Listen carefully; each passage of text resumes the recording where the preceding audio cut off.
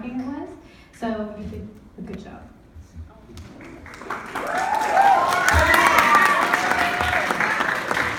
So, my name is Roshni, and I will be presenting on behalf of my team and I. So my team consists of 4 people, myself, Jessica Valori, Marina Salvador, and Christian Tolosa. So I will be presenting on a novel dynamic visual signal of aggression in male eastern mosquitofish Gambusia holbrooki. So in simpler terms, it means they have something they can turn on and off on their face depending on their mood. So before I begin, I would first like to acknowledge QBIC for giving me the opportunity to present, and I would also like to give a shout out to the SRI program and Dr. Reed specifically for encouraging me to pursue a career in research. I would also like to thank the Stoddard Lab, specifically my mentor, Dr. Philip Stoddard, who has helped me get this far, and Tanya Zarula, who helped me with the startup of my project. So, mosquitofish in general are known for their aggressive behavior. So here you have two types of mosquitofish that are native to the United States. You have western mosquitofish and you have eastern mosquitofish. Now you can see morphologically, one of the ways to know that it is western mosquitofish, they have a bar right here. And our eastern mosquitofish are not known for having any morphological traits. They're just silver all over. None of the literature says that there's a bar or that there's any markings on their face. They're just plain silver. Now imagine our surprise when one of our graduate students noticed that they actually did have a bar. So we were told in the literature that there was nothing on their face. There was no morphological variances. So where is this coming from? It was following an agonistic encounter, which in simpler terms means it had a fight. So based on this, we decided to create a pilot study, or a prototype basically. So does the transient bar in eastern mosquitofish emerge during male-male aggression? So is this phenotypic variation based on male-male aggression? Does it happen only during fights? So first things first, we had to catch fish. So my mentor is a huge believer in if you want something done right, you gotta do it yourself. So don't rely on any faulty traps. So we actually soldered pieces of copper together and sewed mesh on the net to make a throw trap. And we had a lot of fun trying to figure out how to work this thing and get it to land upright because there's no mesh on the top and no mesh on the bottom. And as you can see in the student housing pond, it's very rocky. So imagine trying to get that to land flat. So that took a lot of patience. So then we caught fish in the student housing pond and we created our own breeding pool on the roof of AHC1. And this was just so that we can reduce the amount of stress when we come to testing these fish, because moving them from their natural environment to the roof or anywhere we're doing these experiments counts as a high stressor, and unfortunately this may cause some of the fish to die. So in order to lower the risk of death, we decided to start our own breeding pool. So we decided to do 2 pilot studies. The first one, we decided to use 1 tank. This was just to test simply, does this bar emerge when they're fighting? Because here we have physical contact. We took 2 males from our breeding pool, and male 1 was set here, and male 2 was set here, and they were divided by an opaque barrier, so they didn't know that the other male was in the same aquarium. And then we let them acclimate for 30 minutes, and we knew they acclimated because when they're really stressed, they tend to wiggle, like this. And when they acclimate, they swim around, they're really fast, they go up and down, so you can see that they have a sense of direction. And we removed the divider for 2 minutes and then recorded the behavior. So it was really interesting, where in the first study, we found that after these 2 males fought, this is the submissive male, and this is the dominant male, the one that won. And you can see the submissive male is tucking in its dorsal fin, whereas the dominant male has his eye bar. Right? It's pretty cool. We never saw this in the lab. We never saw this in the field research.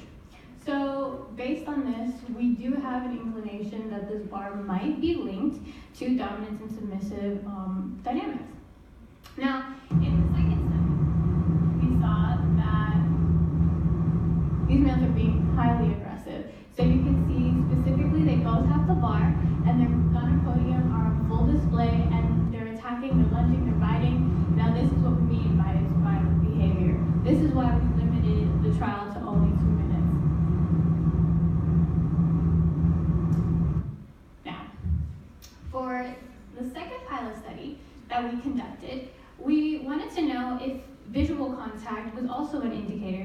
also a factor in the display of this bar.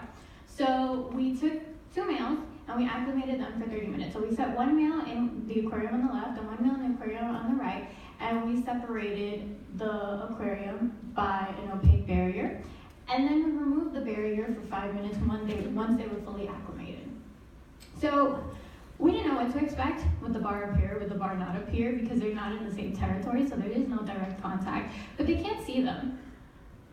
Imagine our surprise when they developed the bar instantaneously, like on site. It was like turning on a switch. So this leads us to believe that it is some sort of adrenergic response.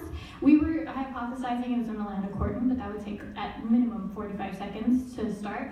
And since it was instantaneous, it was on site, we theorize it's an adrenergic response. Now, it is interesting to note that there does seem to be a lateralization in these fish.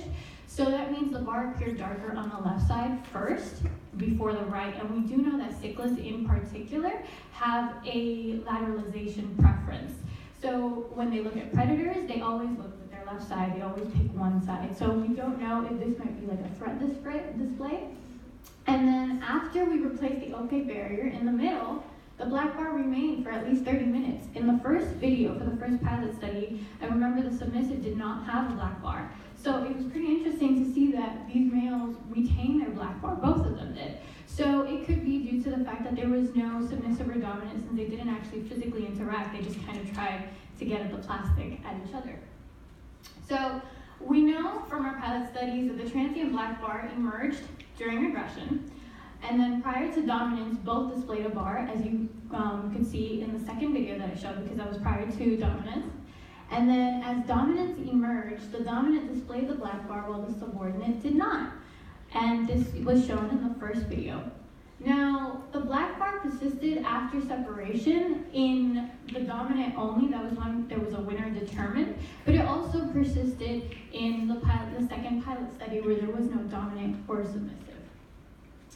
So based on this, we decided to create a full-scale study, because now that we know that this does actually emerge during an aggressive encounter, what does it mean? Why is it a threat? Are they saying, come at me?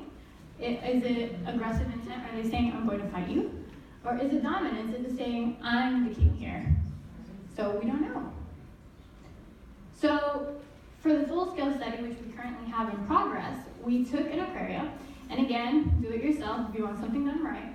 So we cut up plexiglass and we separated the aquarium into 4 segments. And we divided it by opaque barriers that are easily removable. And then we are going to run tests that are reminiscent of our pilot study 1 and pilot study 2. So the pilot study 1 was showing for direct contact, which is why we're replicating it in the full scale, where there is going to be a clear winner and a loser. So we're going to use 12 pairs of males that are the same length. And then we're going to use 12 pairs of males that are different in length by 20% to see, is there a size difference? Does size really matter? And then we're going to have a visual interaction only, where there's no winner or loser.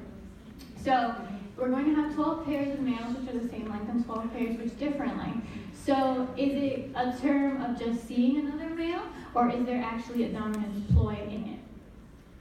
So based on what we get, we're going to have 2 people independently score the videos from ethogram for these specific behaviors. Now I have the main behaviors here, which are aggression, dominance, and submission, but there's also sub-behaviors. So aggression, for example, is characterized by one behavior like biting, dominance is lunging, and submission is swimming with the fins tucked. So based on that, we're going to see if it relates to the bar shape and size. So is it in the subocular area? Is it in the lower iris? Is it in the upper iris? Or is it in all 3? And is it linked specifically to any of these behaviors? And then, since this isn't a binary system, you can't just say, yes, the bar appeared, no, it didn't, because there's so many variables involved. We're going to use a multivariate analysis. So an example would be principal component analysis or cluster analysis, and then, or logistic regression, depending on what data we get and which one best fits the data.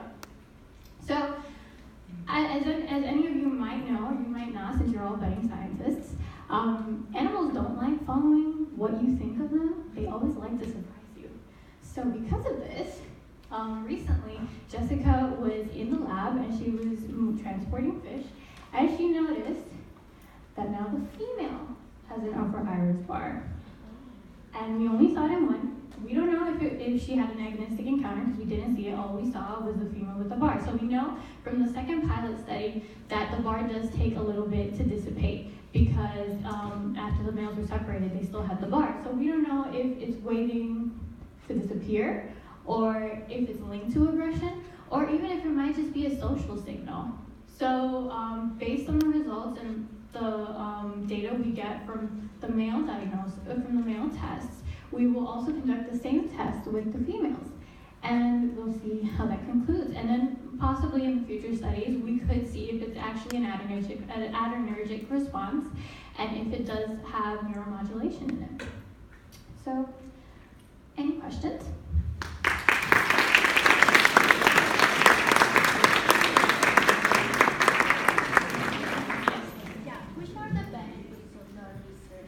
What are the benefits of the research? We could see what causes this fast response. So as I mentioned, we theorize it could be an adrenergic response, but first we have to tie it to a behavior. Then once we tie it to a behavior, we can reliably induce that behavior and then see which neuromodulators are turned on and turned off and which could be linked to aggression or dominance or those statistics. Any other questions? For data analysis, you have used a multi-variant PCN cluster. No, I haven't finished conducting the study yet. Okay. So those are our plans yes, those are our plans. Depending on what data we get, we're going to see which method works best. So are you guys storing any kind of data right now? No, we just finished the pilot study. So the pilot study was just a concept check, and we just finished building the aquaria. So we're going to actually start real trials in 2 weeks. Okay. And the thing is, like, once you collect the data, you need to perform the data labeling. So that is what you are not, that is not happening right now. Not right now, no. So right now, just observation. Yes. Okay. So how do you record the observation? So there's this program. So he asked a really good question, which is how do you even record behavior? It's very subjective, naturally, but there's a program called ethogram, and you can set in the behaviors you're looking for. So for example, you record the data and then you put it in this program, and this is a lunge, this is another fish, this is one fish, this is a lunge, and you can have ethogram recognize that behavior as a lunge and then score it. So things like that, and then biting actually, or how those males were swimming, you can slow that down and then score those behaviors. Any other questions? Okay, thank you.